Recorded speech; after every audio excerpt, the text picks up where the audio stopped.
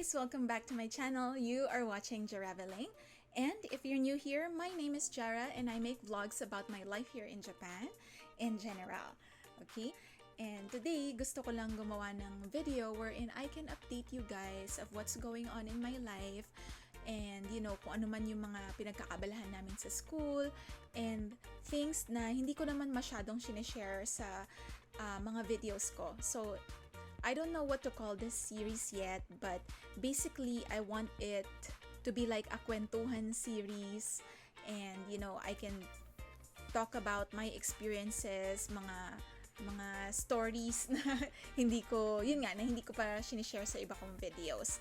And what better way to do that than through food, because Filipinos love eating.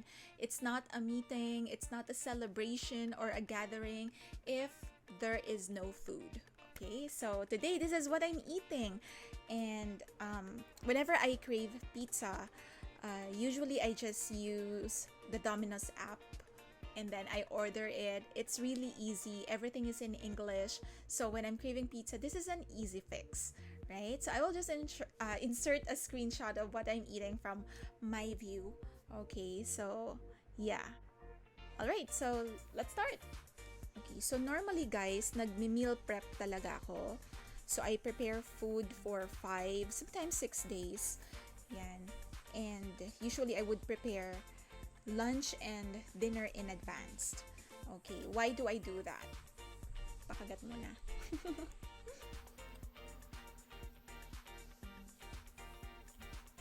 So a lot of people think na, dahil nagmi-meal prep ako, I'm under this very strict diet, but actually it's not the case. So there are 2 reasons why I meal prep. Okay, number 1, it's because I want to eat healthily at gusto kong ma-monitor ko ano man yung mga kinakain ko. And number 2, I do not want to cook in the middle of the week. It just takes a lot of my time and energy, and I want to use that energy for other things like editing videos or learning something new.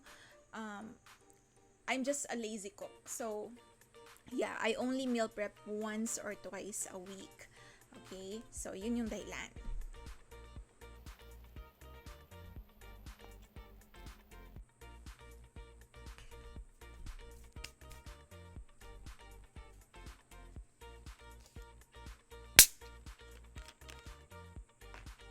Okay, one of the questions that I frequently get is that kung kailan ba daw pupunta dito si Adrian, kung nasa na ba daw yung asawa ko. Okay, so yeah, my husband is still in the Philippines. We are just waiting for Japan's border to be open to other countries. So as you know, Japan entered its 4th state of emergency, but only for Tokyo.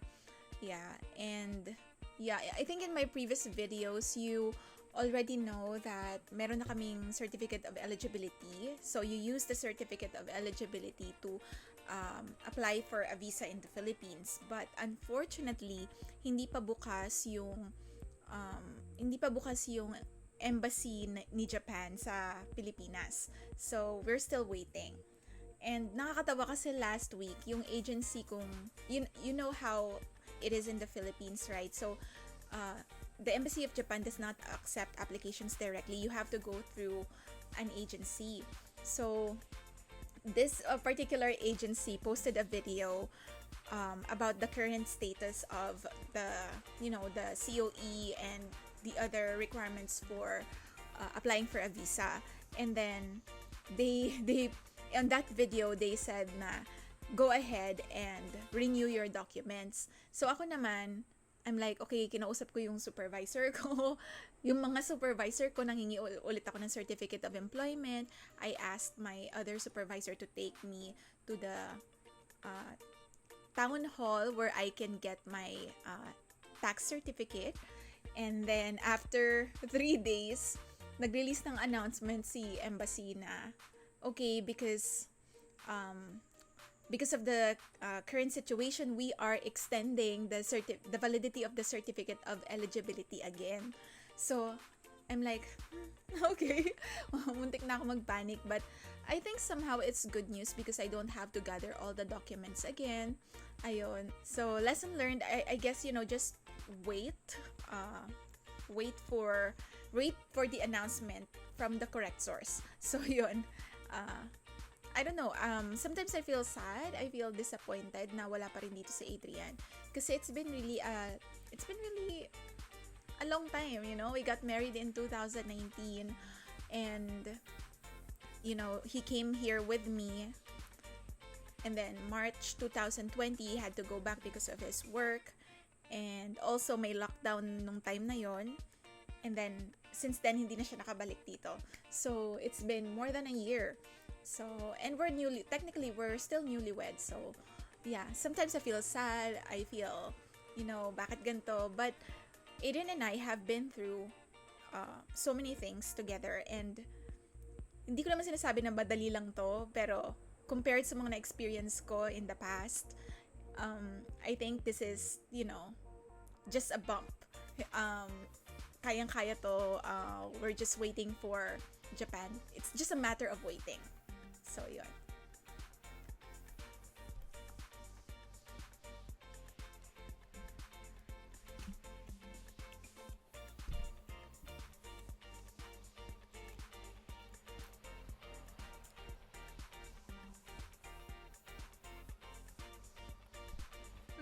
I forgot my fries.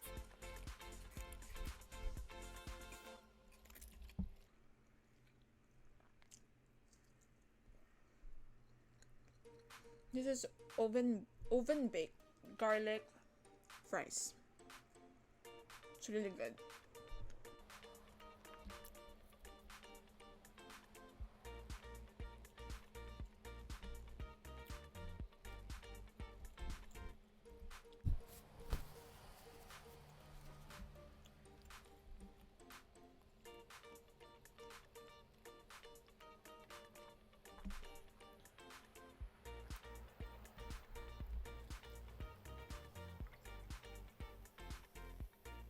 Okay.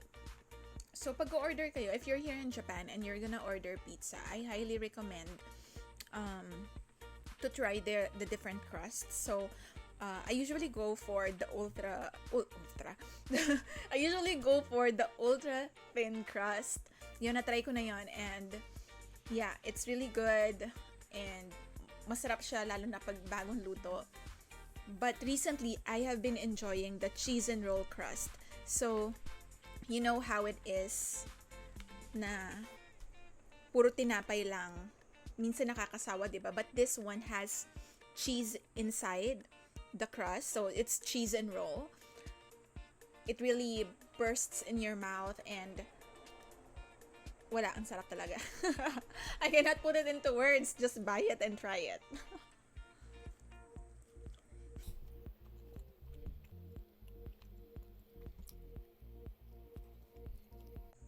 Isa pa sa mga nare-receive ko na tanong is kung na-vaccinate na ba daw ako. Hindi pa, guys. So, to be honest, the vaccine rollout here in Japan is really slow. It's really slow. So, we've been waiting for a while, right? So, 2 weeks ago, nag-announce yung vice principal na, okay, we're gonna do a survey. Kung sino man yung gustong magpa-vaccine, you need to sign up. Right? So, we asked kung may date na ba, and they didn't say anything, wala pang date, and the vaccine is actually Moderna. And we were at the time we were also waiting for the vaccine vouchers na from the government naman, from the municipal hall. And since wala pa, so okay, sige, let's try school first. Okay, so then we signed up, ganyan, and then after like a week or so, binigyan naman nila kami ng schedule, pinapili kami ng schedule kung kailan namin gusto magpa-vaccine. And then just last week, ang sabi sa amin is that naubusan na ng vaccine, and most probably sa October pa yung pagre-resume ng vaccination. So, yeah. yeah, this is like a season of waiting as well. So, yeah, hindi pa ako na-vaccinate, guys. Parang mas mabilis pa dyan sa Pilipinas kesa dito sa Japan. But yeah, I also received the vouchers from the government for the vaccine.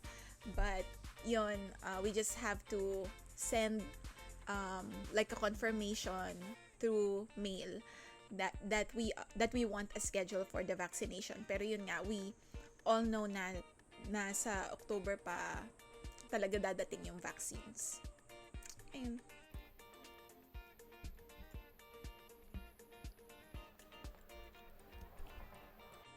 Ang sarap talaga, guys.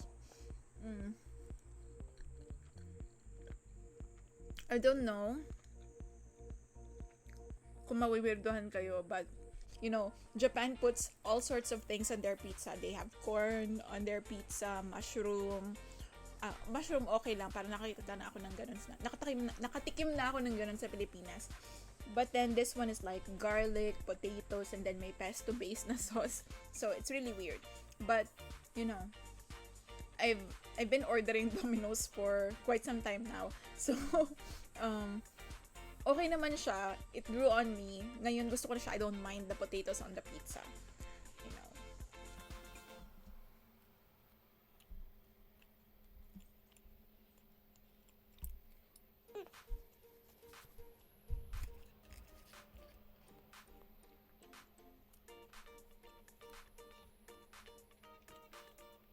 So, ano lang ginagawa ni Adrian ngayon, no? Hindi ko pa na nabanggit. So, he's a streamer. I asked him what kind of streamer, kung anong klaseng streamer ba siya, and he said he's like a variety streamer.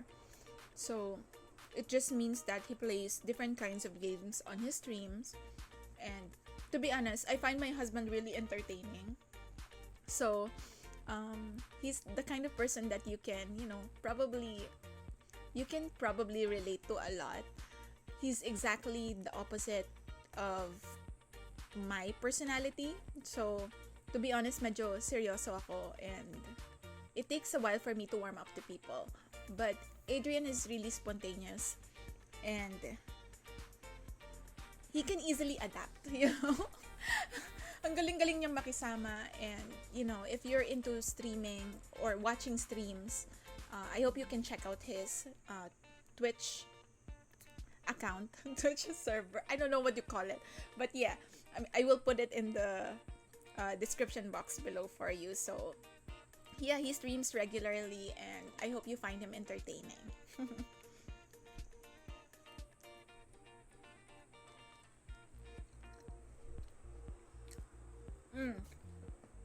Another thing that you should try sa Domino's is their fried chicken. It's really good. Just the regular fried chicken.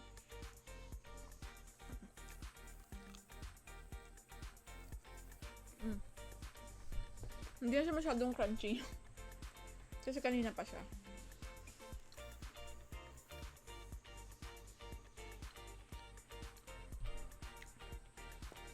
And also, ever since I started ordering pizza, lagi na ako nag-aayos. Usually, ano lang ako, nakapambahay lang ako, and then, kung ano lang itsura ko, ganyan. But one time, yung nag-deliver ng pizza ay estudyante ko. Parang, this is not what I look like in school. So,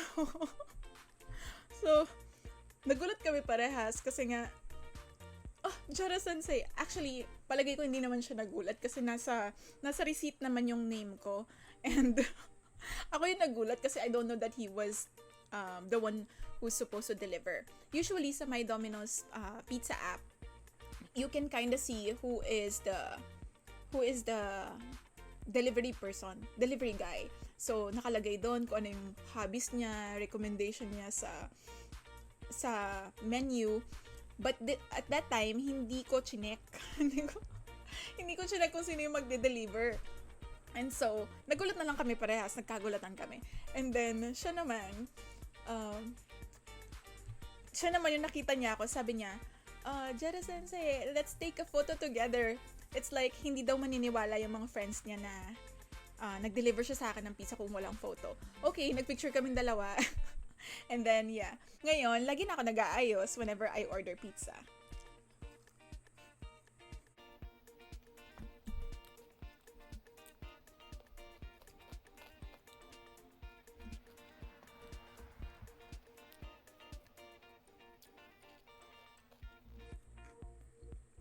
Hala, ang messy ko kumain.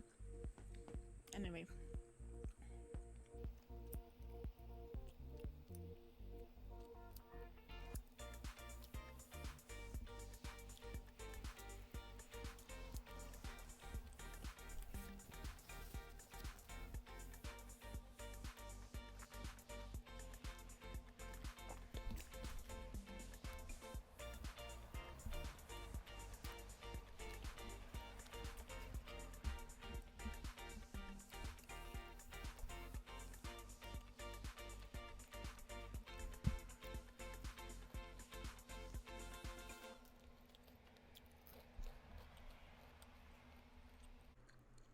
Nauubos ko ba to lahat? Maybe you're wondering kung nauubos ko ba to lahat in one sitting? Yes. Kaya ko naman. But I won't, you know. Self-control is sexy.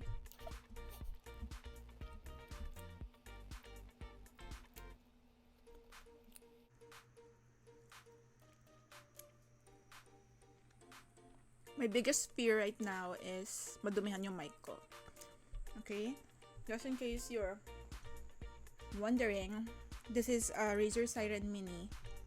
And it's really good, you know, pang video calls, ganyan, pang meetings. And then, ito, pang vlog. Yun. Pag mga talking videos, okay siya. But of course, when you go out and you wanna do vlogging, it's kinda hard kung ganito yung setup. Okay, let's talk about school. Wait lang. Sayang.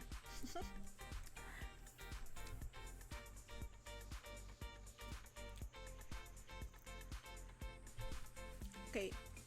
So, July is actually the end of term 1 for the students. So, what they will do is that they will have an exam, and then the teachers will give back the exam, and then they will receive their grades for term 1. They will have meetings with, they will have parent-teacher-student meetings. And then, kung may mga students na nag-fail, they will do a supplementary class. So, our classes, me and my co-ALT, we teach English conversation class. So, our classes end before the term 1 exam. Okay, so nauuna na kami na magpa-exam, mag-grade, mag-submit ng mga scores ng mga estudyante. We don't do the final grading. We just submit it to the JPEs, and then they take it from there na. Sila na yung bahala. Yun. So actually, this is like the perfect time to take a leave or NenQ. And on the JET program, we also have yung 5 days na summer leave that you have to take. Of course, during summer, July or August. So, summer usually is like 2 months. Almost 2 months. And then, the students will come back in around September. Okay? And, it's not like na yung mga teachers ay magbabakasyon. Then, some of them, they don't really take a vacation. Kasi, they have club activities. The students still come to school. Some of them still go to school even in summer. Because of course, they have to take supplementary classes. Yung mga pag may mga bumabaksak, katulad lang din sa atin, nagsa-summer, ganon. And then, some of them are, club supervisors. So, the teachers still need to go to school to monitor the students. Ayun. So, if you ask me, yeah, this is the perfect time for ALTs to take a leave. Ayun. Okay, so I guess I will end this video for now. And I'm not the most spontaneous person out there, but I do want to share my experiences sa inyo. So let me know what you think of these kinds of videos. Okay ba na may pagkain? Gusto nyo ba malaman kung ano yung iba pang mga pinagkakain ko dito sa Japan? So if you do, please let me know in the comment section below. Okay? And kapag may mga questions kayo, I can also answer that through hopefully these kinds of videos, right? So yeah, if you haven't subscribed already, please do so. Be part of our growing family, and you can catch me on my social accounts, so somewhere here and in the description box below. Okay, and yeah, I will see you guys in my next video. Stay safe and healthy. See you.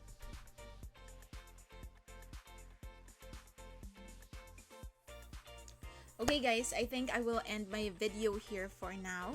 So what do you think? Do you like this kind of, style of videos?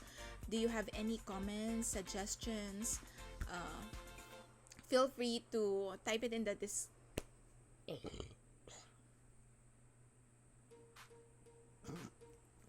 See, that's why you should not drink soft drinks on cam.